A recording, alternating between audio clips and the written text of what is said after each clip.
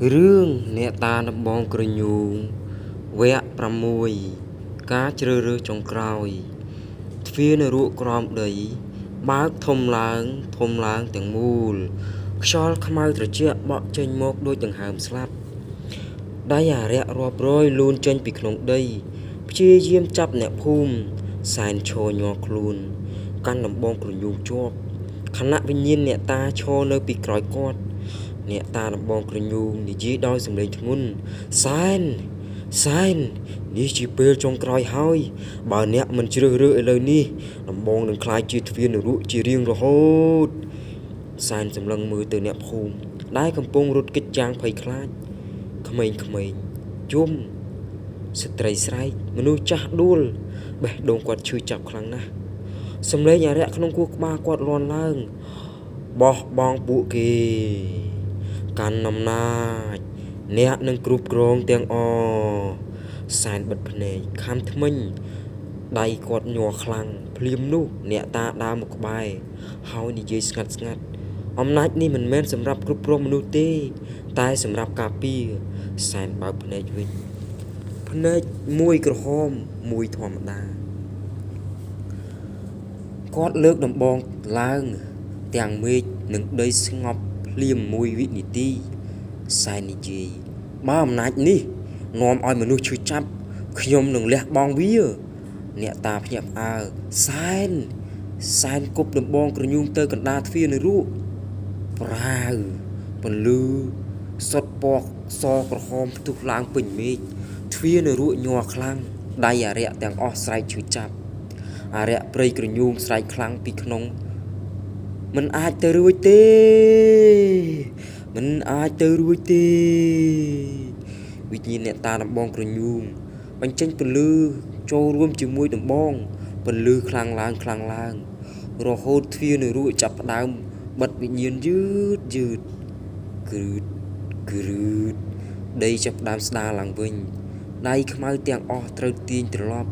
ចូលក្រោមដីអារក្សស្រែកចុងក្រោយ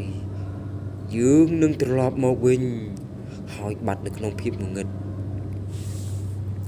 ទ្វារនរកបិទចិត្តភូមិស្ងប់ស្ងាត់វិញហើយសែនដួលលើដីសន្លប់ដំបងក្រញូងរលាយទៅជាភ្លើងពន្លឺតូចហើយបាត់ទៅអ្នកតាដំបងក្រញូងញញឹមស្រាលទីបំផុតអំណាចត្រូវដោះលែងហើយវិញ្ញាណគាត់រលាយបាត់ទៅក្នុងខ្យល់ពេលព្រឹកមកដល់បាត់ដំបងត្រឡប់មកស្ងប់ស្ងាត់ដូចដើមសែនភ្ញាក់ឡើងនៅលើដីវាលមិនមានដំបងទៀតទេគាត់មើលដៃខ្លួនឯងស្នាមក្រហមបាត់អស់មានតែសំឡេងខ្យល់ស្រានិយាយតិចអ្នកបានជ្រើសរើសត្រឹមត្រូវ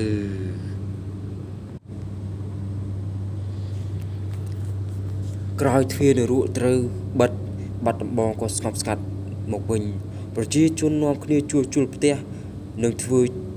ជីវិតដូចធម្មតាប៉ុន្តែគ្មានអ្នកណាភ្លេចយុគដ៏គួរឲ្យខ្លាចនោះឡើយចំណែកសែនវិញគាត់រស់នៅស្ងប់ជាភូមិទោះដំបងក្រញូងបាត់ទៅហើយក៏គាត់នៅតែយល់សុបិនឃើញសំឡេងអារក្សជាញឹកញាប់រាល់យប់គាត់តែងតែឮសំឡេងខ្សឹបក្នុងខ្យល់អំណាច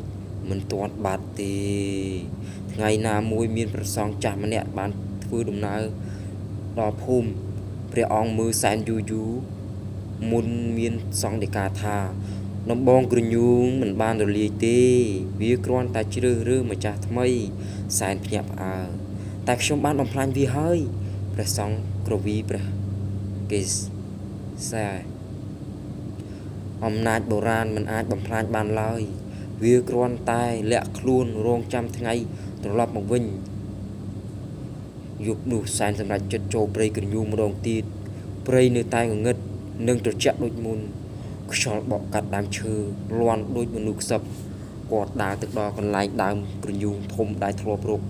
ឃើញដំបងហើយនៅទីនោះមានអ្វីមួយបញ្ចេញពន្លឺក្រហមស្រាលក្រោមដីសែនលូតជង្គង់ហើយកាយដីចេញយឺតបេះដូងគាត់លូតញាប់នៅក្រោមដីមានដំបងក្រញូងមួយដើមថ្មី វាដូចដំបងចាស់គ្មានខុសស្រាប់តែសម្លេងអ្នកតាដំបងក្រយុងរាន់ក្នុងព្រៃអំណាចនេះនឹងមានរហូតដរាបណាមនុស្សនៅតែមានចិត្តលោភលន់សែនឈរស្ងៀមមើលដំបងក្នុងដៃ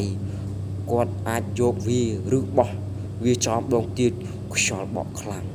ហើយភ្លាមនោះសែនក៏ញញឹមតិចមុនលើកដំបងក្រយុងឡើង